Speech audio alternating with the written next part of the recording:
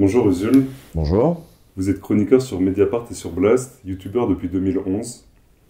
Ces dernières décennies en France, on a pu observer une alternance entre des sociodémocrates sociolibéraux et des néolibéraux plus assumés.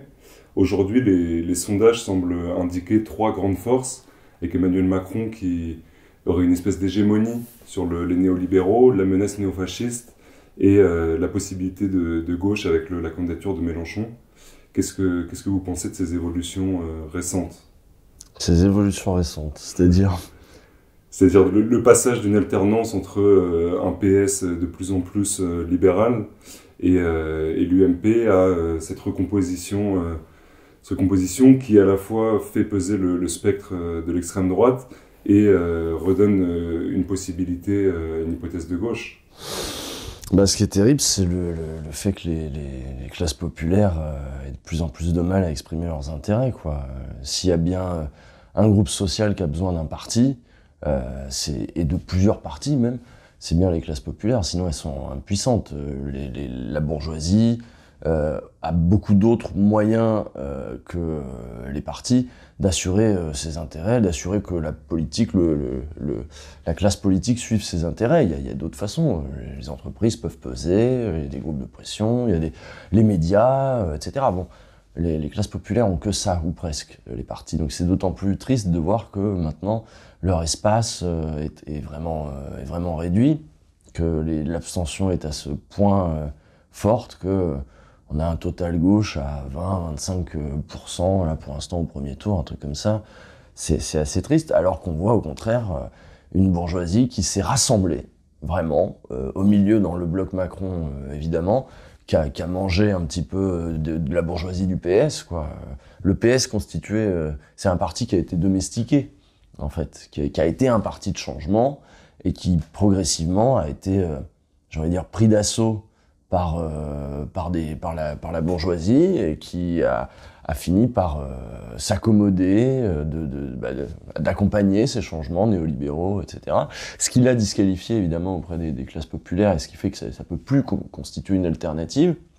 Et aujourd'hui, il n'y a plus besoin du PS puisque Emmanuel Macron a produit une formidable synthèse au milieu qui rassemble, de toute façon on le voit ne serait-ce que dans la composition de ses équipes, qui rassemble des gens qui venaient du PS, qui a toujours eu une aile droite le PS, mais il y a eu des batailles au sein du PS pour savoir si l'aile droite allait l'emporter. Il y avait d'autres forces à l'intérieur du PS qui auraient pu pousser autrement. Ça s'est pas fait, ça c'était une bataille perdue déjà à l'intérieur même du parti qui a conduit à ce qu'on connaît maintenant. Donc quant au bloc néofasciste, que dire? C'est une tentation. De la bourgeoisie quand ça tient plus, quoi. Quand ça tient plus, parce que mine de rien, comme je disais, les classes populaires ont beaucoup moins de débouchés politiques dans le champ politique classique. Par contre, elles se laissent pas faire pour autant. Et une des tentations, évidemment, pour la bourgeoisie, c'est de mettre ça au pas. C'est de les mettre au pas le plus efficacement possible. Alors évidemment, Macron aussi, hein. Par le travail, lui aussi avec des lois, lui aussi avec une criminalisation des mouvements sociaux, avec toute une palette d'outils. L'extrême droite, c'est le moment où par contre, et pourquoi on n'irait pas plus fort? Et pourquoi on s'emmerde encore avec certaines formes comment dirais-je, de règles républicaines, machin? Pourquoi on s'emmerderait encore avec ça? Pourquoi? Alors Zemmour le formule très bien. Il dit... parce que ça a toujours été le projet fasciste, il formule le projet fasciste sans souci, il dit je veux plus de lutte des classes, je veux unir la bourgeoisie et une partie, alors lui je sais plus ce qu'il dit, l'élite ou je sais pas quoi, et une partie des classes populaires autour du projet national. Voilà. Donc l'union autour de la nation, autour du racisme évidemment, qui nous souderait un petit peu tous ensemble, nous aiderait à refonder quelque chose de commun, mais alors surtout pas de lutte des classes. Et le fascisme a toujours eu ce rôle-là, de combattre les communistes, de combattre... c'est un outil aussi pour la bourgeoisie, quand on a marre de céder du terrain, d'accorder des droits, de machin. Donc qu'est-ce que ça m'inspire? Pas grand-chose aujourd'hui, c'est plutôt inquiétant. Mais si on en est là, c'est aussi que la société bouge. Elle bouge, elle change, elle se transforme. C'est la réaction, par définition, réagit. Et là, elle réagit fort, sans doute aussi parce que la société se transforme elle se transforme fort et il y a des demandes de changement. Par contre, pour l'instant, il n'y a pas de projet. Il y a des demandes, mais il n'y a pas de projet clair pour les classes populaires. Et comme vous le dites, si les représentants d'extrême droite vont affirmer de façon plus ou moins explicite l'objectif de mettre fin à la lutte des classes, comment est-ce qu'on peut comprendre qu'une partie relativement importante des prolétaires aille voter notamment pour Marine Le Pen? Il y a toujours eu... Alors, importante, faut relativiser aussi. Hein. Non seulement, ça a longtemps été aussi un vote colère, le vote interdit, machin. On passe aussi, après une phase d'hégémonie de la gauche, de la culture de gauche, qui a quand même pris fin ces 10-15 ans derniers, là. On a perdu cette espèce de... oui, ils ont ringardisé, l'extrême droite a ringardisé tout ce qu'on disait avant, le vivre ensemble, ils ont rendu ça ridicule en fait. Le vivre ensemble, la tolérance, machin, rien que de le dire, on a l'air bête. Il faut être tolérant, maintenant ça a l'air débile. Et donc ils ont construit cette hégémonie culturelle qu'ils ont récupérée, parce que c'était installé dans les années 70, je dirais, voilà, il y a 68, et puis après, dans toutes les années 70, pareil, ça bouge, ça arrive jusqu'à la prise du pouvoir par la gauche en 81, et là, ça va s'installer, ça va même devenir un langage officiel, où on va dire des choses, où on stimule la création, les valeurs de partage, de machin, même si c'est que des discours. Mais ça reste dans les discours. Et maintenant, l'extrême droite arrive avec un projet en disant nous, on est rock'n'roll, on envoie tout ça valser, machin. Donc il y a un pouvoir de subversion qui fait que pendant un temps, les classes populaires ont pu se dire mais comme aux États-Unis, Hillary Clinton, machin, qui représente le bloc élitaire à elle toute seule, la bourgeoisie nous méprise, et donc on va voter pour ce qu'elle déteste le plus, l'extrême droite. Il y a un peu de temps avant de comprendre que, mais c'est de la bourgeoisie aussi, l'extrême droite, vous n'avez pas compris, vous êtes vraiment en train de vous faire avoir. Mais dans l'histoire des mouvements fascistes, il y a toujours eu une arnaque dès le début. Il y a toujours eu un mensonge pour séduire les classes populaires, parce que concrètement, ce qu'on leur propose, c'est de travailler. Hein. C'est de travailler, d'avoir moins de droits. Ça, ils ont parfois un peu du mal à... On a parfois un peu du mal à se rendre compte que c'est aussi la fin du droit du travail, des syndicats, de toutes ces choses-là. On a beaucoup à perdre à l'extrême droite. Même si on est quelqu'un de très raciste, ou vraiment on est très content que les musulmans prennent très cher, qu'il y ait un projet de remigration, ça nous fait chaud au cœur. Malgré tout, c'est pas un projet qui est tourné vers les classes populaires, mais c'est un projet qui veut les séduire, ça c'est certain, mais ça a toujours été le cas. Le nazisme ne marche pas sans les masses. Le fascisme, c'est les masses, c'est un mouvement de masse, c'est d'arriver à enrôler des masses autour d'un projet de domination brutale de toute la société, puis la fin des structures démocratiques, parce que qu'est-ce qu'on s'emmerde avec ça, quoi. Donc, je sais plus ce que c'était la question, mais oui, qu'il y ait des gens qui soient séduits par ça, oui, mais en même temps, regardez les moyens déployés, quoi.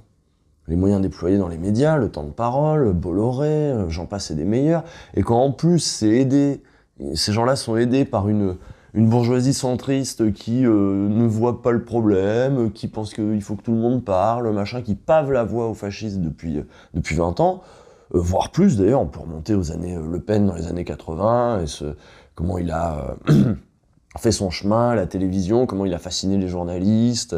Bon, quelque part, on paye aujourd'hui ces années-là aussi. Donc ils ont eu un boulevard, en vrai. Mais finalement, le constat, il est là. C'est-à-dire qu'à chaque fois que des néolibéraux sont élus ces 2 dernières décennies en France, l'extrême droite, au sortir du quinquennat, est plus puissante. Donc là, je vous pose une question spéculative, mais les sondages donnent Emmanuel Macron à 27%, de façon relativement stable, et Marine Le Pen semble assez nettement au-dessus d'Éric Zemmour. Si Jean-Luc Mélenchon n'est pas au second tour, les sondages de deuxième tour donnent un résultat plus serré entre Macron et Le Pen. C'est une question évidemment extrêmement difficile et spéculative, mais si Le Pen arrivait au pouvoir, est-ce que vous pensez que par rapport à Emmanuel Macron, ça pourrait encore s'accélérer, encore être plus dur? On basculerait on basculerait. Est-ce qu'il y aurait un changement qualitatif? Par exemple, Mélenchon, on sait que s'il arrive, on change de régime, on passe à la 6ème République. Est-ce que aujourd'hui, justement, toute l'histoire, je parlais de Jean-Marie Le Pen, parce que j'avais bossé dessus pour faire un portrait pour Blast, l'idée c'était tout son parcours, tout ce qu'il a construit, même s'il a jamais été au pouvoir, ce qu'il a construit, c'est l'extrême droite dans la République. Pendant longtemps, l'extrême droite était contre la République, voulait faire tomber la République, qu'elle appelait la gueuse. Voilà, tout ça, c'est des royalistes, des fascistes, des néofascistes, machin, mais c'était plutôt d'accord pour faire tomber la République. Aujourd'hui, non, c'est plus le projet. Aujourd'hui, en fait, on garderait peu ou prou le même régime, avec des droits qui sauteraient au fur et à mesure. Enfin, on garderait le nom, mais on garderait la lettre, mais on n'aurait plus l'esprit, quoi. En gros, c'est un peu ça. Donc, il y aurait mais est-ce que en même temps, on n'en prend pas aussi un peu le chemin avec ces gouvernements néolibéraux successifs qui ont aussi installé on dit une dérive autoritaire, on peut parler aussi d'un projet autoritaire, c'est peut-être pas une dérive, c'est peut-être pas accidentel cette histoire. On parlait de criminalisation des mouvements sociaux, de machin. Je pense que l'extrême droite de Marine Le Pen, si elle arrivait au pouvoir, n'aurait pas besoin de changer grand-chose, y compris au langage qu'emploie actuellement le gouvernement, qui a tout à fait trouvé comment formuler ce que l'extrême droite, par exemple, la chasse aux islamo-gauchistes, voilà, la chasse au wokisme. Ça revient quoi? C'est quoi ces projets? Ces projets, c'est d'expurger, par exemple, les universités de leurs éléments les plus de gauche, de faire des purges, en fait, dans l'université, dans les lieux de production, de circulation, du savoir, d'enseignement et de promotion sociale que sont les universités. Qui vont de toute façon être encore plus maltraités dans les années à venir, hein, ça c'est certain, et parce qu'il y a d'autres projets, hein, en plus ça coûte cher, tout ça. Est-ce que vraiment l'université a vocation à accueillir tout le monde? Est-ce que, d'ailleurs, ça j'ai entendu Éric Zemmour le dit très clairement, la sociologie. J'ai entendu dire ça chez Hugo Travers, je crois. Il disait, la sociologie, qu'est-ce qu'on laisse nos enfants aller perdre du temps dans des filières qui servent à rien. Moi, je veux des formations qui amènent au travail, voilà, et certainement pas de la sociologie. Donc, on va trier comme ça les matières intéressantes, pas intéressantes. Le projet autoritaire, mais comme je disais, c'est le cœur de ta question, c'était... pardon, je te tutoie du coup. C'était, est-ce qu'il y a une différence de nature vraiment entre les deux politiques? Je pense qu'il y aura une différence de... Bon, déjà, on change d'équipe. On a déjà quand on a vu arriver l'équipe de Macron, l'équipe de start-upers, machin, tout ça, déjà, c'était un peu folklorique au début. Et là, on va arriver... si Marine Le Pen arrive, vous allez voir la bande de guignols qui va arriver. Ça va être une catastrophe, quoi. Déjà, on va avoir des incompétents, des fous furieux, des gens qui respectent, y compris qui ne vont peut-être pas respecter les formes de la légalité très longtemps, sur plein de trucs. On est chaque année au classement de est-ce qu'on est une bonne démocratie, machin, je sais plus, je crois que c'est The Economist, on perd un petit peu des points. Là on perd peut-être plus vite, c'est possible, peut-être plus vite. Faut voir comment va être traitée la presse aussi. Est-ce que... faut voir comment vont être traités l'opposition, l'extrême gauche, par exemple, aussi, les mouvements sociaux. Est-ce qu'on va y aller encore plus franchement? À Lyon, là, ils sont en train de préparer la dissolution du groupe antifasciste Lyon et environ. Il me semble que c'est ça, hein. Je crois que c'est ça le nom du groupe. Est-ce qu'on peut faire ça par décret, machin? Ça, c'est par décret, ça se décide par décret au Conseil des ministres, la dissolution de groupe. Qu'est-ce qu'ils vont dissoudre l'extrême droite quand ils vont arriver? À mon avis, un certain nombre de trucs. Mais en même temps, on regarde Emmanuel Macron et la dissolution du CCIF. Ça n'a pas choqué grand monde, ça. C'était la seule association qui avait plutôt une réputation d'être citoyenniste, des gens légalistes, en fait, au CCIF. Le CCIF, pour ceux qui ne se rappellent pas, c'était une association de lutte contre l'islamophobie. C'était l'association des musulmans de France qui, ensemble, pouvaient avoir du coup de l'aide juridique pour monter des dossiers. C'est ça qui a emmerdé, en fait. Pour monter des dossiers, pour saisir, je sais pas, la Cour européenne des droits de l'homme ou juste le Conseil d'État pour contester des décisions. C'était un truc très légaliste, très... Mais bon, il suffit de dire musulman et ça y est, c'est disqualifié, et personne a cherché c'est quoi exactement le CCIF, est-ce qu'il y a des radicaux, on dit musulmans, on dit islamistes, et c'est bon en fait, ça y est, bon bah la dissolution du CCIF aurait dû inquiéter beaucoup de monde, parce que c'était une association, mais comme il y a plein d'autres associations qui défendent spécifiquement des groupes, machin, bah les musulmans n'ont pas le droit d'en avoir une association comme ça. Et on l'a dissous comme ça. Bon bah ça aurait pu aussi nous inquiéter. Donc ça nous donne une idée de ce qu'il est possible de faire rien que dans les structures de maintenant, avec les règles de maintenant et avec le langage de maintenant, la pensée, les paroles de maintenant. On peut déjà faire beaucoup. Ouais. Donc c'est très inquiétant, une Marine Le Pen qui arriverait avec un terrain à ce point préparé. C'est pour ça quand tu dis l'équipe de start-upers autour de Macron, il faut voir que le ministre de l'Intérieur, c'est quand même Gérald Darmanin, accusé de viol, réactionnaire assumé, qui nous a sorti et qui a popularisé le terme d'islamo-gauchisme. Le bilan L'ensauvagement aussi. Le bilan du quinquennat Macron, c'est comme la répression extrêmement sauvage du mouvement des Gilets jaunes. Finalement, on se dit qu'il y a sans doute beaucoup moins d'écart entre Macron et l'extrême droite qu'entre Macron et Mélenchon. Ah bah oui, c'est à peu près ce que je viens de développer juste avant, c'est vrai, ouais. Ah ouais. Et d'ailleurs, je pense que ça se ressent dans les consignes de vote, dans l'hypothèse d'un second tour entre Macron et Mélenchon. Moi, j'attends de voir avec impatience le Parti Socialiste, Europe Écologie Les Verts, pour qui ils appelleraient à voter dans ce cas-là. Et je pense que tout d'un coup, le bloc de gauche, on voit que c'est une hypocrisie, la possibilité d'une candidature unique à gauche. Alors après, ce qui peut peut-être en étonner certains, c'est le fait que le PCF, qui se retrouve avec un programme relativement proche, au-delà de comment il est incarné par son candidat Fabien Roussel, relativement proche sur énormément de points de celui de Jean-Luc Mélenchon, ou de façon un peu plus éloignée, le NPA, ne semble pas se poser la question, quand Macron est à 27% les sondages, Le Pen à 20% et Mélenchon à 15%, de retirer leur candidature pour éventuellement soutenir Jean-Luc Mélenchon. Comment est-ce que tu analyses cette absence de volonté du PCF et du NPA? Vous êtes encore là-dessus, sur l'union qui se fait pas, la possibilité d'un bloc de gauche radical. Mais moi, je pense pas qu'il faille faire un bloc de gauche radical. Faut faire un bloc de gauche tout court, déjà. Je pense que, en effet, le PCF est l'allié naturel et l'ancien allié de Mélenchon, machin, et pour des raisons internes aussi, pour des raisons identitaires au sein même du PCF. Il y a eu aussi sans doute une partie de choses qui sont mal passées de l'époque Pierre Laurent et de la manière dont Mélenchon les a traités un certain nombre de fois, traité les cadres, les militants. Je crois qu'il parle de pognon, que les uns se doivent, je sais pas quoi. Enfin bon, ça a dû être compliqué de travailler avec Mélenchon, sans doute. Et puis il y a un parti qui, de toute façon, depuis les années 90, ne sait pas où il va. Le PCF. À quoi ça sert? C'est un mélange de... Il y a des espèces de... Vous avez vu les images de Fabien Roussel qui ne sait pas si Staline est un camarade ou pas un camarade, par exemple. Donc il y a une espèce de vieille garde aussi nostalgique, de machin. Et puis, très concrètement, le PCF, sur le terrain, c'est des élus locaux aimables, qui travaillent main dans la main avec le PS, très souvent. Donc c'est presque des sociodémocrates comme les autres, très souvent sur le terrain, avec peut-être un peu une autre culture, mais enfin parfois avec un peu les mêmes pratiques aussi. Donc à quoi sert ce parti maintenant, aujourd'hui?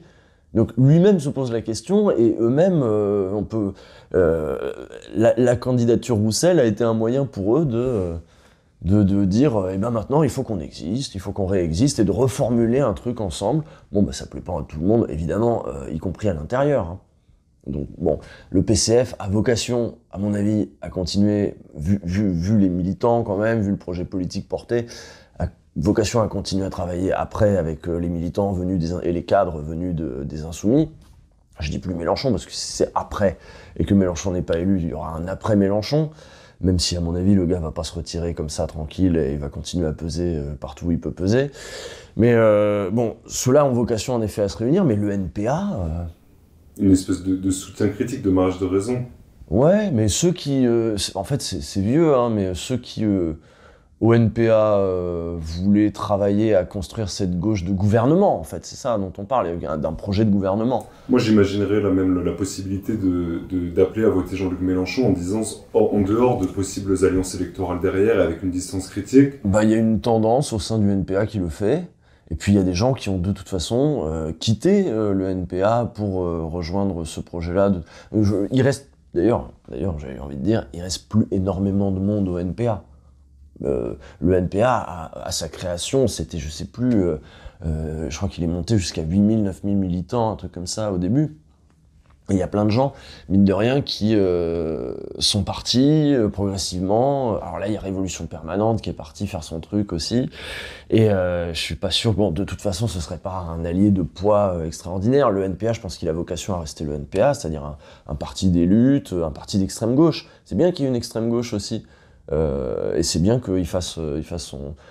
Tout n'a pas vocation à devenir ministre, il en a aucune envie.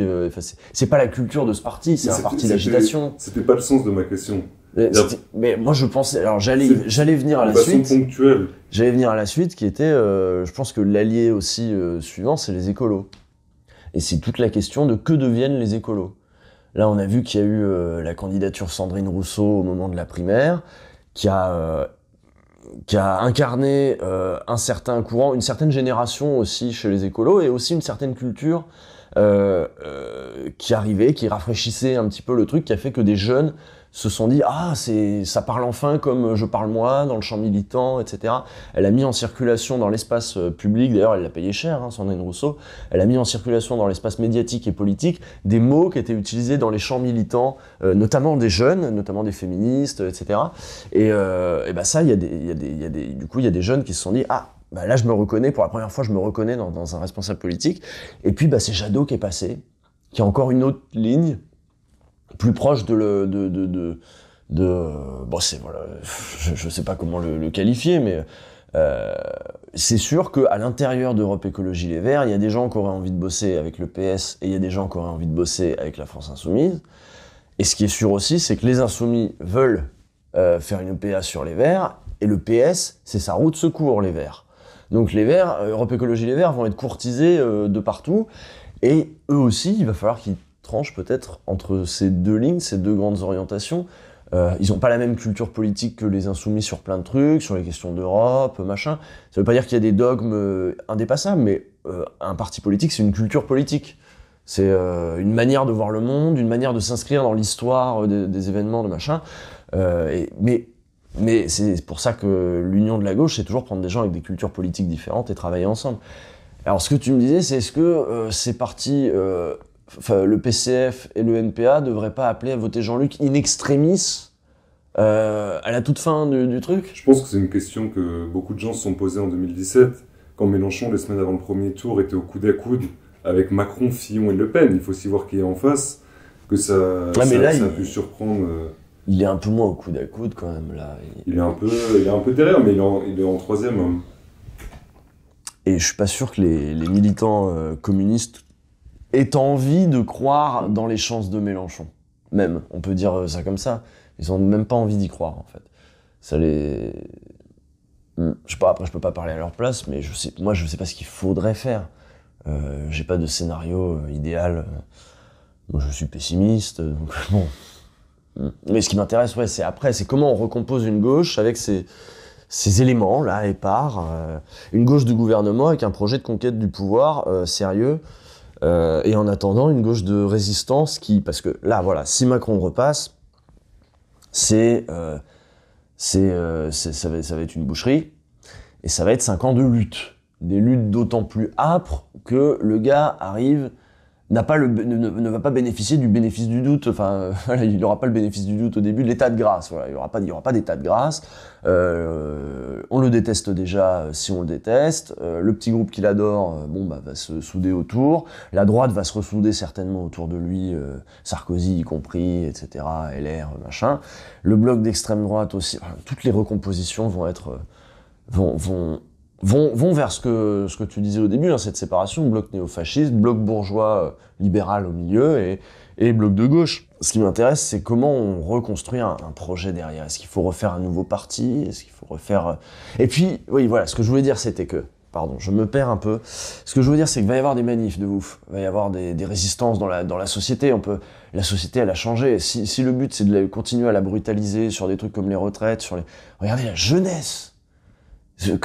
La jeunesse n'a pas encore eu ce moment où elle s'est mangé le confinement, elle s'est mangé la réforme du bac. Je pense qu'on a sous-estimé un petit peu la violence de ce qu'a été le changement de la réforme du bac plus Parcoursup. C'est une jeunesse qui arrive, mais pour l'instant, ils font un peu les désespérés. Hein, ils sont en bad, mais à un moment, je pense qu'ils vont se structurer, s'organiser un petit peu, se révolter. Voilà. Ça va prendre les formes que ça prend d'habitude, des révoltes de jeunesse. Hein. Mais là, il faudra être là aussi. Il va falloir être là dans toutes les luttes. Et les recompositions à gauche, à mon avis, vont aussi se faire dans ces luttes, autour de ces luttes. Et il va falloir être à l'écoute aussi de cette génération-là, qui va nous aider aussi à reformuler un projet politique collectivement, quoi. Même si ce sera toujours des groupes épars, je crois assez peu à... J'avais le fantasme de... quoique. Mais non, même pas, non, j'y crois pas trop. J'avais le fantasme d'un nouvel Épinay. Parce que ce que fait Mitterrand au congrès d'Épinay, en, je sais plus, 71, 72, 71, c'est qu'il prend des groupes, il prend la SFIO, et puis non, je crois que c'est déjà le PS, il y a déjà eu le changement de nom un peu avant, mais il prend aussi des groupes épars, et il les rassemble, il rassemble une gauche en disant, bon, on est la gauche, comment il dit, que celui qui n'est pas pour la rupture, les méthodes, ça passe ensuite. Celui qui n'est pas pour la rupture avec l'ordre capitaliste, celui-là ne peut pas être au Parti socialiste. Mais niveau doctrinaire, ça regroupe plein de gens différents à ce moment-là, y compris avec des cultures politiques un peu différentes. Il rassemble ça au sein d'un parti dont il dit le but c'est la conquête du pouvoir. Et les socialistes vont bosser, il y a le programme commun avec les communistes à côté qui eux gardent évidemment aussi leur indépendance et qui vont se faire bouffer. Mais je croyais que peut-être qu'à la fin des Insoumis, il faudrait faire ce nouveau grand parti qui dirait « Nous, on est à minima pour la rupture, pour la prise du pouvoir et pour une rupture de gauche. » Aujourd'hui, on rajouterait social, écologique, évidemment, des trucs comme ça. Mais il y a un corpus commun quand même à gauche, que ce soit chez les écolos, on pourrait... Voilà, attirer des gens des écolos, pas... Si des écolos se cassent en deux, par exemple, ce qui n'est pas non plus...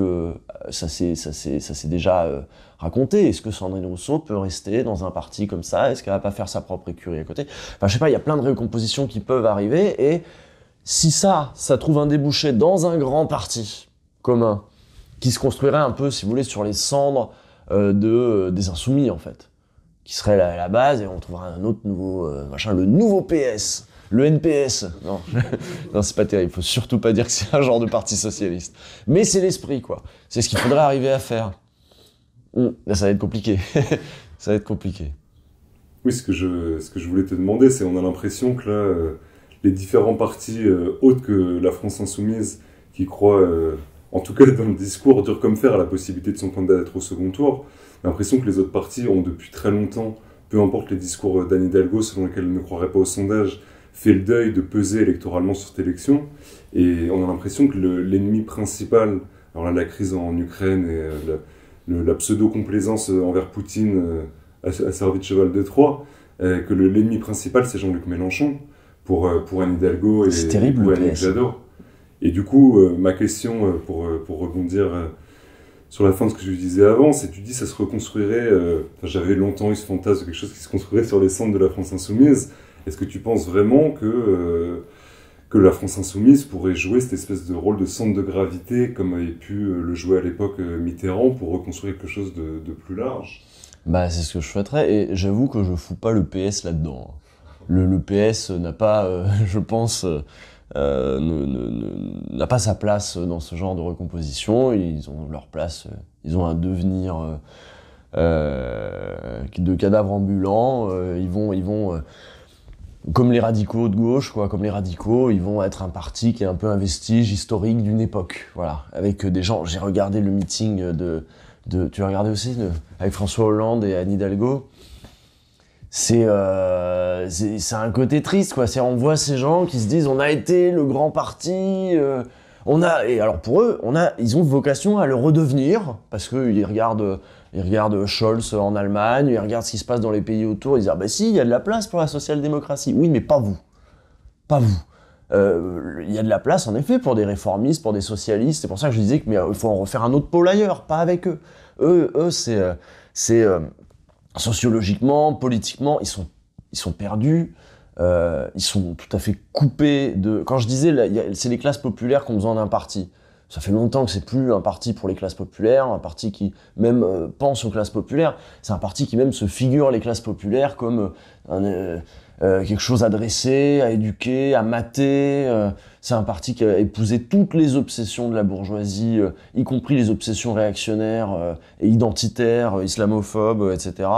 Anne Hidalgo, je ne ferai pas campagne sur le wokisme. Très bien. Alors quel est votre projet social? La retraite à 62 ans, on change pas.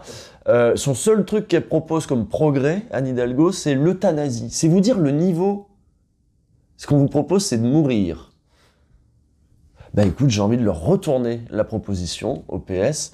On aimerait le voir mourir de sa belle mort, parce que là, c'est quand même assez triste ce qui est en train de se passer. Donc ça, on évacue le PS. Mais oui, si à minima, je disais, les classes populaires ont besoin d'un parti, il faut justement garder le lien avec les classes populaires. Et ça, c'est donc garder un pied dans les luttes, donc garder... être accueillant aussi. Je pense qu'il faut qu'on retrouve...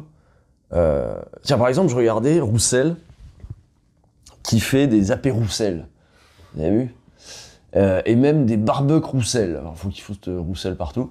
Et je voyais les petites affiches. C'est un barbecue. Venez rencontrer les militants communistes autour d'un moment festif, machin. Oui, ça, c'est la vie de parti. Et le Parti communiste a su faire ça pendant très longtemps. C'est-à-dire proposer autre chose que de toquer à la porte des gens le jour des élections et de dire votez pour mon candidat, vous allez voir, il va vous défendre. Non, un parti des classes populaires a vocation aussi à accompagner les gens. Alors ça veut dire accompagner les gens, le Parti communiste l'a fait par le sport, les activités de jeunesse, voilà, dans les villes de la banlieue rouge. Mais il n'y a pas... mais oui, organiser des moments festifs, etc. Ce grand parti... Les Insoumis l'ont pas tellement fait, ça. Les Insoumis n'ont pas construit ce parti, ce groupe, comment dirais-je, cette structure ambitieuse, en fait, qui aurait comme ambition d'accompagner, de former aussi, évidemment, de former et d'accueillir, d'être accueillant, quoi. J'avais lu un papier sur comment Mélenchon n'est pas devenu maire de Marseille sur Mediapart, hein, et je crois que ça venait de Médiacité à la base, et donc qui racontait comment il n'y est pas allé, quoi. Il aurait pu, il y avait une demande, et il n'y est pas allé. Il y avait à un moment un projet d'utiliser un grand bâtiment aussi à Marseille pour faire le grand centre de formation où on viendrait partout en France, des Insoumis, et où Marseille, en plus idéologiquement, ça marchait comme ville qui, du coup, est face à la Méditerranée, est un contrepoint à Paris, aurait pu constituer le cœur d'un espace insoumis, avec voilà, un gros bâtiment, on ferait les formations, les militants viendraient, machin, un gros siège, qui serait pas juste le siège, parce qu'actuellement ils ont un siège évidemment, mais c'est un siège administratif, un siège de campagne, où il y a quelques permanents, machin, mais c'est pas le truc accueillant, quoi. Comment on refait un parti? Donc ça, les Insoumis ne l'ont pas fait.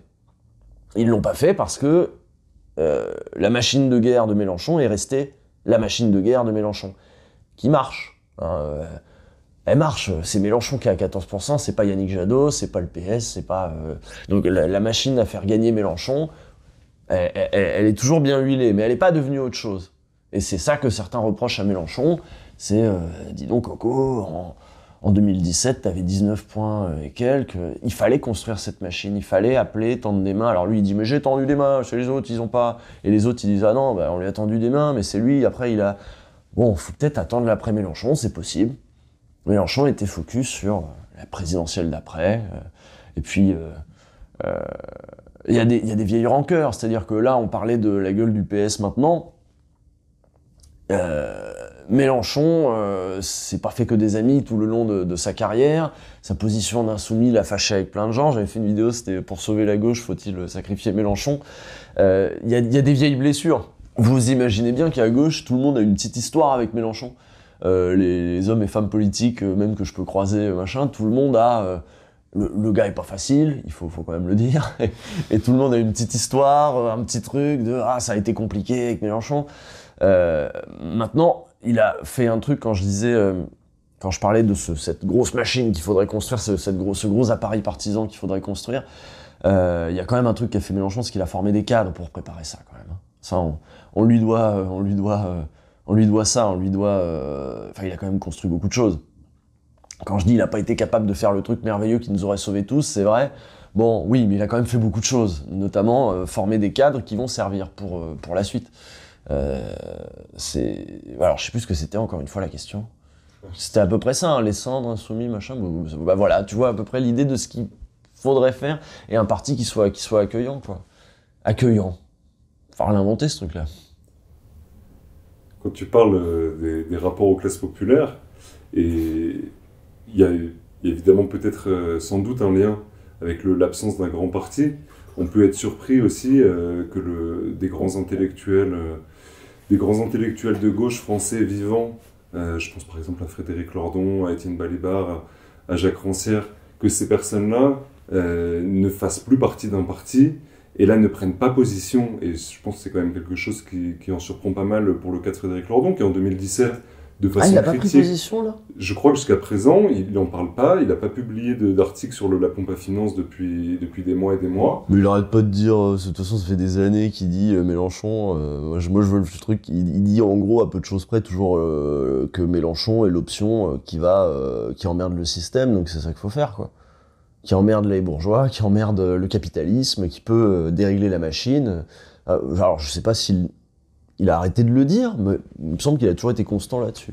Non, lui, il fait ce pari-là. Hein. Bah en tout cas, c'est vrai que là, lors de cette campagne présidentielle, j'ai l'impression que un peu les grandes figures intellectuelles de gauche, à part celles qui ont pu rejoindre par exemple le Parlement de l'Union populaire, parce que Mélenchon a réussi à faire quelques prises de guerre. Par exemple, on peut penser à un Bernard Friot, je pense qu'encore au PCF, mais on a l'impression que les intellectuels sont un peu dispersés à droite à gauche, et puis que chacun raconte un peu son truc dans son coin, et que on parle du capitalisme, et on parle du communisme, et on parle du socialisme, mais que finalement, ce que Gramsci appelait un intellectuel organique, alors l'intellectuel organique, c'est pas le grand intellectuel qui est en rapport avec les classes populaires, mais c'est aussi lié à ces possibilités de grands partis, c'est le fait que les classes populaires elles-mêmes produisent intellectuels, et je pense qu'une des conséquences de ça... Intellectuel prolétaroïde. Une des conséquences, c'est que les grandes figures intellectuelles, alors on peut penser à Sartre, participent de façon éventuellement mouvante, mais au mouvement, c'est-à-dire aux mouvements sociaux pendant le règne des néolibéraux, voire des mouvements sociaux sous la gauche, mais aussi puissent faire partie d'un parti, participer au débat. Ça, je pense que c'est aussi une des faiblesses de la France insoumise, c'est l'absence de droite tendance. Et c'est le fait qu'entre les élections, les intellectuels n'ont pas envie de rejoindre la France insoumise. Mais est-ce qu'on avait besoin d'intellectuels dans les partis, franchement ? D'autant plus que au PCF, d'ailleurs, c'était mal vu, hein, les intellectuels, c'était plutôt des compagnons de route. On leur disait, c'est bien camarade, mais voilà, on est compagnons de route, tu fais ta route de ton côté. C'est un parti ouvrier, nous. Donc les intellectuels, hein. Est-ce qu'il n'y a pas que nous que ça excite qu'il y ait des intellectuels ou pas des intellectuels ? Franchement. Donc toi tu disais le droit de tendance, ah oui quand je parlais d'un parti accueillant, évidemment il y aurait un vrai droit de tendance et donc un pluralisme. Mais est-ce que je vois pas pourquoi on devrait absolument C'est pas forcément Frédéric Lordon ou je sais pas qui rejoindrait telle force, mais effectivement avoir des gens qui fassent leur boulot d'intellectuel dans leur coin, chacun c'est la division du travail. Hein. Division du travail. Dans un parti est là pour faire ce qu'il a à faire, pour gagner les élections autant que faire se peut, pour organiser et former les gens, mais pas pour... je sais pas, je vois pas ce qu'ils foutraient les intellectuels là-dedans. Si, des cautions caution morale, il ferait des formations. Les partis invitent déjà des intellectuels pour ces formations, des intellectuels qui vont aller une fois chez Attac, une fois chez machin, un peu aux journées de... J'avais fait les universités d'été des Insoumis, il y a des gens qui venaient, qui ne sont pas encartés Insoumis, mais qui venaient faire une conférence sur des intellectuels, ouais. Donc il n'y a pas besoin, voilà, on les mobilise comme ça suffit. Après, pas besoin qu'ils aient leur carte. Je pense à quelque chose de plus fort qu'un engagement extrêmement ponctuel. Alors c'est sans doute largement fantasmé. Et tu penses à quoi, au Parti communiste? Des intellectuels qui s'intéressent à la politique avec leurs outils théoriques. Moi, je pense qu'ils peuvent avoir une utilité à participer au débat et aux discussions internes aux grands partis dont tu esquisses la possibilité. Oui. Bah, ils seraient invités pour discuter, je pense. Alors pour toi, discussion interne. Un intellectuel de gauche aujourd'hui, on met de côté la question du parti. Est-ce qu'il a vocation, par exemple, à aller participer aux luttes directement? Ah bah oui, mais ça on l'a, mais ça bien sûr. Puis en plus là pour le coup on en a des modèles. Nuit debout était blindé blindé d'intello qui venait blablater. Puis après bon on a des modèles genre évidemment Pierre Bourdieu à l'époque des grèves en 95. Et puis on peut remonter encore plus. Oui aux luttes oui, mais la vie du parti c'est autre chose quoi. C'est très particulier la vie du parti. Il y a des gens qui donnent leur vie là-dedans. C'est une horreur. Hein. Moi, j'aimerais pas. Je regarde ça de loin.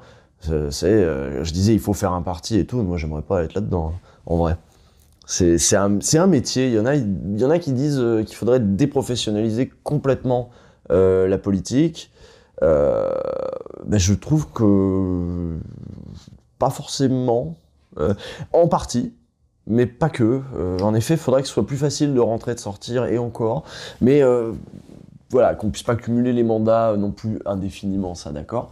Par contre, je conçois qu'on puisse donner sa vie à un parti, et c'est une vie particulière, avec où on apprend des choses, où on se forme, ça prend du temps avant de servir à quelque chose dans un parti, il faut se former, etc. Je fais, ouais, encore une fois, qu'est-ce qui viendrait foutre là, les intellectuels? C'est une vie en particulier d'être militant, et puis ensuite cadre dans un parti. C'est une vie à plein, en fait. C'est déjà un projet, quoi. Même si on pense au PCF, malgré la main ferme, on va dire, qu'ils maintenaient sur leurs intellectuels, il y avait des théoriciens marxistes comme Lucien Sèvres, comme Louis Althusser, qui participaient au débat. Est-ce que ça apportait pas un intérêt théorico-stratégique au PCF?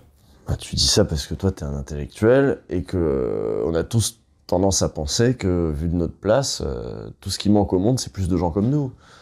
T'as peut-être un petit biais là-dessus. En plus, on manque pas d'intellectuels, on manque pas de production théorique, ça écrit, je reçois des livres, moi maintenant, ça écrit à gogo hein, dans ce pays, il n'y a pas de problème, des trucs sur l'écologie, des trucs sur le social, les luttes, machin, on ne manque pas de production intellectuelle. Donc, pour moi, on n'a pas un déficit d'intellectuels. Hein. C'est pas un déficit d'intellectuels, c'était peut-être plus un déficit de place d'intellectuels au sein des forces politiques. Comment on articule les deux? Est-ce que les partis politiques écoutent encore les intellectuels? À ce moment-là, on pourrait le formuler comme ça. Est-ce qu'ils les écoutent encore? Moi, j'ai l'impression que un peu. Pas tous, pas tous. Mais c'est pour ça aussi, c'est les militants qui lisent aussi les intellectuels, mine de rien. Il y a quand même une circulation des idées qui se fait.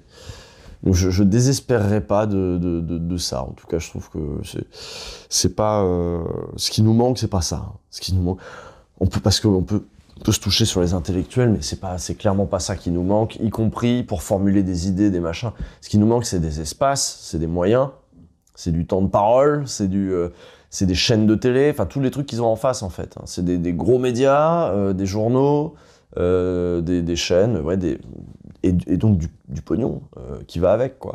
Il faut retrouver même la main sur, ne serait-ce que, je sais pas, même le service public. Est-ce qu'on est aussi... est-ce qu'on arrive je sais pas comment le formuler, mais on n'a pas d'espace, on n'a pas de puissance de feu, quoi. Pas beaucoup. On est marginalisé. Ce que je disais, c'est la fin de notre hégémonie culturelle à gauche. Donc, c'est à reconstruire, ça. Et on lutte à armes tout à fait inégales, avec des Bolloré, avec des Lagardère, avec des... j'en passe et des meilleurs, quoi. Avec des Europe 1. C'est pas un problème d'intellectuel. C'est pas parce qu'on n'a rien à dire qu'on nous voit pas, qu'on n'est pas écouté. Voilà, c'est pas parce qu'on n'a rien à dire qu'on n'est pas écouté, c'est parce qu'on est caché. On est quelque part. Et puis, de toute façon, tu peux faire ce que tu veux. La droite aime beaucoup dire, oui, vous voyez, les gens n'écoutent plus la gauche, vos sornettes, ça ne passe plus parce que maintenant le réel s'est imposé, machin. Non, vous avez martelé. Vous avez répété, dans des espaces très nombreux, y compris des espaces, je pense, quand tu penses, Zemmour était chez Ruquier. C'est dingue. Je sais que Ruquier s'est déjà excusé une fois, je sais pas quoi, mais c'est dingue d'y repenser, quoi. C'est-à-dire que même sur le service public, on leur a donné un espace, mais considérable, parce qu'ils nous... Je sais pas, ils ont convaincu qu'il fallait qu'ils soient là. Et que sinon... c'était leur tour, quoi. C'était leur tour. Donc ils martèlent. Et bah ça rentre, hein, la meilleure figure de style, c'est la répétition, c'est la plus efficace pour faire rentrer les trucs dans la tête des gens. Alors comment on fait... Comme la pub, tu vois. Comment on fait face à cette puissance de feu du capital? Bah justement, moi j'ai tendance à dire que nous, on a le réel de notre côté. Les vraies luttes, le réel de la vie des gens, tu peux leur marteler, je sais pas, aux jeunes que le problème c'est le wokisme. Si eux, ils font la queue pour l'aide alimentaire, il y a un moment ça coince quand même. Et on va les retrouver dans des luttes, et on a quand même pour nous, pour l'instant, c'est nous qui arrivons à faire encore des marées humaines. On a le grand nombre, on a la masse, parce que mine de rien, la bourgeoisie et ses alliés et tout, c'est pas la majorité de la population. On a la majorité de la population, il faut juste qu'on arrive à lui faire quelque chose, à lui dire qu'elle peut faire quelque chose, à ce qu'elle ait envie de faire quelque chose, à ce que chacun y croit. Et ça, c'est très très dur. Mais théoriquement, on a le réel avec nous, qui fait que, oui, tu peux pas faire croire non plus n'importe quoi. Il y a un retour de... Tu peux pas faire... Et de droite et de gauche de Macron, là. Les gens le voient, que leur travail est devenu pénible, que les aides, que les machins, que les... ils vont le voir qu'ils vont travailler plus. Ils vont le voir qu'ils ont des contrats de plus en plus courts, précaires, etc. Ils vont le voir que l'assurance chômage, elle est moins élevée qu'avant. Etc. Ils vont le voir qu'il y a des trucs moins remboursés, tiens, de plus en plus dans les soins de santé. On a ça pour nous, quoi. Mais c'est ce retour au réel permanent. Il faut être dans les luttes. Il faut garder ça parce que c'est comme je disais, on a besoin d'un parti, on a besoin de la rue, on a besoin des manifs, on a besoin de mouvements sociaux parce que c'est dans les mouvements sociaux que les gens politisent leur... Et je dis ça, tu sais, j'ai un coca depuis tout à l'heure. Ah, ça se dit de gauche et ça boit du coca. Ça veut faire la révolution, mais ça boit du coca. Ouais, vous m'avez bien vu. Je suis une vaste fumisterie. Mais c'est vrai qu'en termes de traduction électorale, ça semble surprenant qu'au sortir d'un quinquennat qui a connu le mouvement des Gilets jaunes, qui est resté majoritairement populaire du début à la fin chez la population, on se retrouve, comme tu disais tout à l'heure, avec la droite et l'extrême droite, qui cumulent 70 à 75% des voix. Là, je ne sais pas si tu as suivi, mais François Bégodeau vient de publier un bouquin sur qu'est-ce que je ferais un dimanche d'élection, où il plaide dedans pour dire que le vote est un acte politique et démocratique plus ou moins inutile. Est-ce que tu penses pas que même si on a la rue pour nous, même si les gilets jaunes ils se cristallisent extrêmement clairement vers la gauche, qui reste populaire du début à la fin, tant que ça se traduit pas électoralement sur des élections nationales de façon favorable pour nous, ça va être difficile. On va pouvoir résister aussi bien qu'on peut. Mais... Après, c'est l'ordre des choses, j'ai envie de dire. Avant 81, on trouve ça tout à fait normal qu'un président de droite succède à un autre président de droite. La droite, c'est l'ordre, c'est les dominants, c'est les gagnants, c'est les winners, c'est les bourgeois. Et c'est normal que la bourgeoisie gouverne la société bourgeoise. C'est juste normal. La gauche au pouvoir avec un projet de transformation sociale, c'est l'anomalie. C'est le pas normal. c'est le truc qui n'arrive pas tout le temps, qui surgit tous les 50 ans, ou je sais pas quoi. Donc on est dans un moment où on attend la prochaine, et on se dit, c'est bon, là, on a bien attendu. La dernière fois, c'était 81, quoi. Parce que, évidemment, entre-temps, comme je disais, si le PS devient un parti bourgeois, ça reste la bourgeoisie qui gouverne la société bourgeoise. Hein. Ce qui est devenu, voilà, le PS est devenu un parti bourgeois. Donc ça compte 2 ans, 2-3 ans, 80 et quelques, et puis des moments de temps en temps où il y a des moments un peu de respiration, avec Jospin, ou je sais pas quoi, mais c'est pas, on change plus la vie. Quand Mitterrand arrive au pouvoir, c'est changer la vie. Et là, il y a tout un catalogue de mesures.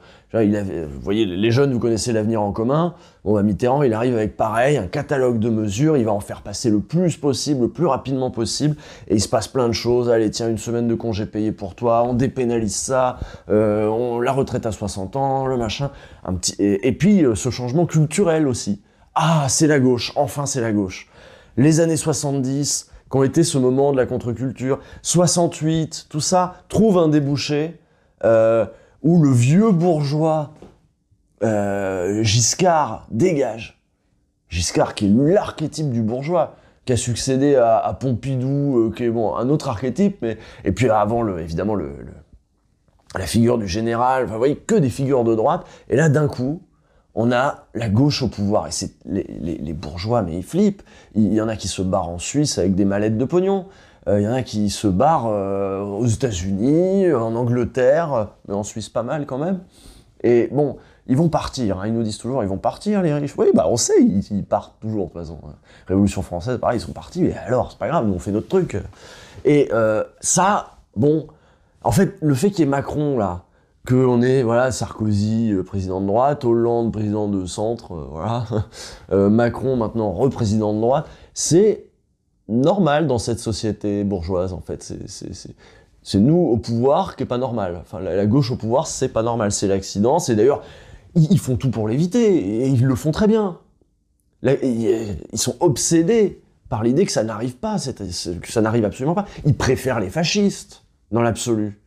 Je parle des libéraux, tu vois, quand tu vois que Hidalgo, Hollande, des gens comme ça se posent la question de Mélenchon, Macron, est-ce qu'ils voteraient Mélenchon, on voit que, vous voyez, les bourgeois ont peur en fait de ces changements, parce que c'est beaucoup de changements d'un coup, ça refout un petit peu le bordel, ça fout le bordel, hein, ça va foutre le bordel. Une constituante, non mais quelle idée. Mais bon, voilà. Bon, c'est l'exception. Les gens de droite ont eu tendance à dire, quand ils le formulent eux, ils disent qu'en fait la gauche est partout, la gauche gouverne, en fait c'est la gauche qui est hégémonique, et eux ils sont les rebelles, quoi. Non, c'est vous, enfin nous on est une fois de temps en temps, quoi. Et là vous voyez bien que même les traces de ce qu'on a réussi à construire sont attaquées, elles s'effacent, même culturellement, là, ça s'est effacé. Et puis, ce qu'on a pu bâtir, même dans les textes de loi, pareil, c'est mangé, c'est rogné. On va avoir besoin d'une nouvelle respiration. Est-ce que c'est pour ce coup-là? Est-ce qu'on va l'obtenir autrement, un peu plus tard, ou je sais pas quoi? Mais dans un pays avec des élections, je suis désolé, mais à un moment, elle s'obtient par les urnes, cette respiration. Les législatives, peut-être, je sais pas. Mais oui. Et en fait, ça explique aussi pourquoi Mélenchon a pas... pour lui, Mélenchon, la présidentielle, c'est le moment où on peut avoir ça, ce gros truc, ce gros changement, cette constituante, le machin, cette révolution citoyenne, il parlait à un moment. Je crois qu'il ne le dit plus, révolution citoyenne, j'ai pas entendu le dire beaucoup, là. 6ème République, oui, mais il dit plus révolution, peut-être ça fait peur quand même, mais... Ouais. Mais bon, après, il y a les exécutifs locaux, il y a les mairies, il y a les régions, tout ça, il s'est pas investi là-dedans. Lui, il a l'obsession il faut un gros changement. Ça veut pas dire qu'il y aura pas des petits changements entre-temps, parce que la société a besoin de respirer aussi, un petit peu. Mais bon. Comment on construit ça, le gros changement? Ou est-ce qu'on a des petites victoires ponctuelles, en résistance toujours? On est en résistance, la gauche. C'est eux qui ont un projet, c'est les bourgeois qui ont un projet qui savent où ils veulent aller. Nous, on se défend, et notre projet, on peut le faire une fois de temps en temps, quoi, notre projet. Le reste du temps, on se défend et on essaie de gratter. Du coup, si comme les sondages semblent l'indiquer, Emmanuel Macron remporte sa propre succession, est-ce que tu penses qu'on peut raisonnablement espérer le mettre grandement en difficulté, voire le dégager avant 2027? Les institutions tiennent bien. Les institutions tiennent bien. Les gens reconnaissent Ça va pas de soi dans tous les pays que les gens reconnaissent comme légitime le résultat des élections, qu'on ne chasse pas son président comme ça, que l'armée ne se révolte pas, toutes ces choses-là. Il en avait été question avec la tribune des militaires et tout, on s'est posé la question. Puis non, la Ve République, on dira ce qu'on voudra, mais ça tient. La France est un pays républicain, les gens croient dans ces institutions et comment on dégage un président en cours de mandat?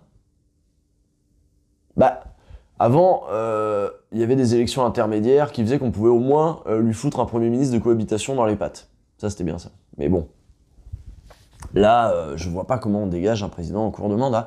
Et c'est une bonne chose parce que j'aimerais pas qu'on me dégage mon président si à un moment où j'avais un président qui me plaît, qu'on le dégage en cours de mandat non plus. Ce que la droite a fait dans plein de pays, voilà, au Brésil, enfin en Amérique latine évidemment, mais partout où elle peut le faire, si on peut dégager un président qui nous emmerde en cours de mandat. Nous, c'est bien que non. C'est pour ça que tout le monde est républicain.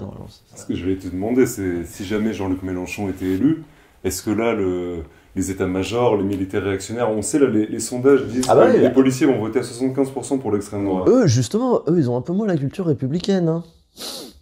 Bah, c'est typiquement, oui, c'est les forces réactionnaires, le bloc néofasciste, c'est celui qui a pas trop la culture républicaine et qui peut tenter le coup de force parce que les fascistes reconnaissent le droit du plus fort. C'est aussi ça qui fait que d'ailleurs ils sont aussi à l'aise avec le mensonge. Ils reconnaissent le droit du plus rusé, du plus roublard, du plus fort. Tu peux rouler les autres, c'est le chacun pour sa gueule. Si tu es fort et que tu arrives à faire le truc, très bien. Nous, à gauche, on est plutôt, chez les républicains, même de manière générale, on dit non, faut des règles quand même. Un semblant parce qu'on vit ensemble, tout de même, respectons un certain... Et si on avait les militaires et les policiers avec nous? Oh là là, mais... Imagine. Mais on les a jamais eus. Non, on les a pas souvent eus. Ouais. Enfin, chez nous, en tout cas. Au moment de la Révolution russe... Non mais, après, il y a les armées de conscrits et les armées professionnelles. Une armée professionnelle, ça se retourne pas comme ça. Une armée de conscrits, évidemment que si. C'est pas pareil. Et puis, bon, les policiers, bon, ben, voilà. Oui, non, on n'en est pas là. Ouais. Oui, mais c'est sûr qu'avec une gauche qui reviendrait au pouvoir, il y a du boulot. Mais comme à l'époque de Mitterrand. Il a fallu, Mitterrand, ça s'est posé la question de est-ce que les flics vont obéir? Et ça rentre aussi quand même dans les institutions tiennent, c'est que les flics ont obéi quand même. Les institutions tiennent. Les flics reconnaissent la légalité du truc, ils font, bon bah, c'est des fonctionnaires, ils font ce qu'on leur dit de faire. Est-ce qu'ils le referaient maintenant que on a hystérisé le débat public à ce point? Parce que en fait, c'est pas le même débat public dans les années 80. Je parlais de l'hégémonie culturelle des années 70, quand on sort de cette période-là, évidemment, je pense que les flics de maintenant se sentiraient peut-être un peu plus tout permis que ne devaient se le figurer ceux des années 80. Donc oui, faudrait en effet... je fais gaffe parce que c'est le genre de passage qui est clippé, spécifiquement quand je parle de la police, c'est l'extrême droite qui vient regarder ce que je dis avec « Ah, ça, on peut dire que c'est horrible ce qu'il a dit !» Non, oui, il faudrait les mater. Il faudrait les mater, mais comme la gauche a dû les mater. Pierre Joxe leur a imposé un code de déontologie qu'ils n'avaient jamais eu de code de déontologie. Bon, il leur a imposé un code, de machin. Bon, va falloir refaire aussi ce travail-là pour avoir une police qui soit toujours républicaine et qui tienne, qui soit pas juste des fous furieux lancés dans la rue avec leur arbitraire et où on respecterait leur arbitraire, peut-être pas dans le texte, mais en tout cas dans la pratique. Et on défendrait leur arbitraire. Bon, la police, on l'a quand même assez rarement avec nous, hein, de toute façon. Mais moi, je crois pas au coup d'État. Je sais qu'il y a des fantasmes. Mais ça, c'est les fantasmes de « Ah ouais, s'il y avait, machin, oui, d'accord. » En fait, même à l'extrême droite, ça prend pas tant que ça. Je crois qu'on est vraiment républicain comme pays. Hein. Même à l'extrême droite, ça prend pas tant que ça. Même si c'est un fantasme, c'est à l'état de fantasme. Mais le coup d'État, où on jugerait, en plus, je sais plus, c'est un peu Branco qui fait des trucs comme ça. Branco, on ferait on va juger les responsables avec des tribunaux populaires, et puis machin, et coup d'État, et machin. Ouais, je sais pas, mais j'avoue, peut-être que je m'embourgeoise, hein, peut-être que ça me fait vachement moins marrer, la révolution, le coup d'État, le machin. Peut-être aussi que ça me fait peur, je m'embourgeoise, et je me dis, oh là là, oh, c'est terrible ça, ce foutoir.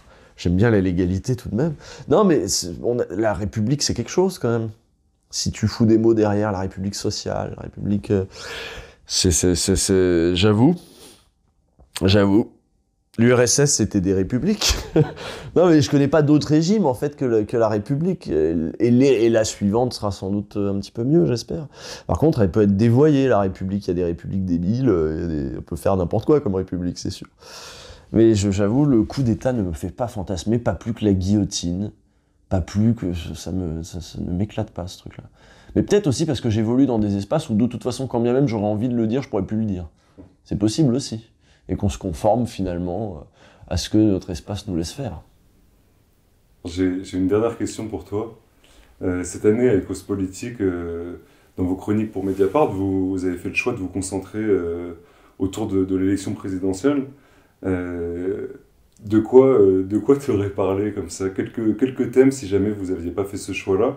En gros, cette dernière année, depuis septembre, tu penses que quel sujet aurait mérité une petite vidéo? Ouais, je sais pas. Depuis septembre. Qu'est-ce qui s'est passé en septembre? Je sais pas, parce que vraiment, quand on prend les semaines les unes après les autres, chaque semaine, c'est un peu évident, normalement. Mais le fait de pas avoir fait ça, si, j'ai fait un peu sur les... On se sert un peu de l'élection présidentielle parfois pour parler un peu d'autre chose. Genre, on en a fait un sur les profs, qu'on aurait fait sans le ouvrir qui était un peu... On tirait un peu le sujet pour l'amener vers la présidentielle, mais en vrai, c'était un truc sur les profs. Oui, bah, nous, on a aussi beaucoup fait comme ça.